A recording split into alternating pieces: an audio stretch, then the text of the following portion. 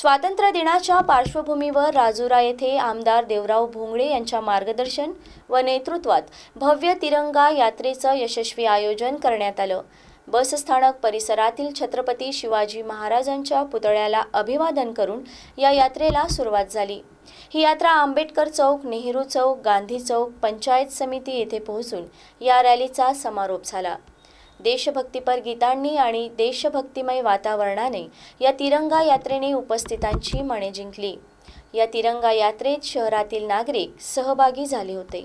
या तिरंग्यामध्ये अशी काही शक्ती आहे की त्या तिरंगा आमच्या हातामध्ये आल्याबरोबर माणूस थिरकायला लागतो। हे या तिरंगा ध्वजाची शक्ती आहे। आणि म्हणून स्वातंत्र्य दिवस हा एका दिवसाचा उत्सव नाही। आम्ही काय म्हणतो कि देशभक्ति नाव क्षणिक उबाल, पल में यह परे पूरे साल। आमचा स्वातंत्र्य दिवस 15 ऑगस्ट हा फक्त एक दिवसाचा उत्सव नाही, तर 24/7 मध्ये आम्ही राहतो। त्या भारत देशाला भारत माता म्हणतो। याचं काम हजारो लाखो शहीदांनी स्वतःच्या प्राणाची आहुती दिली, तेव्हा तिरंगा ध्वज तयार झाला।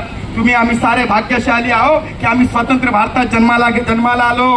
पण आज 140 लोकांचं संरक्षण करण्याचं काम ते माझे सीमेवरचे सैनिक करतात। स्वतःच्या खांद्यावर बंदूक घेऊन तुमची आमची रक्षा करते। आणि आम्ही सुद्धा जर देशभक्त कार्यकर्ते, देशभक्त नागरिक आहो, तर आम्हाला सुद्धा आमच्या देशावर प्रेम आहे। आमची सुद्धा देशभक्ती जागृत झाली।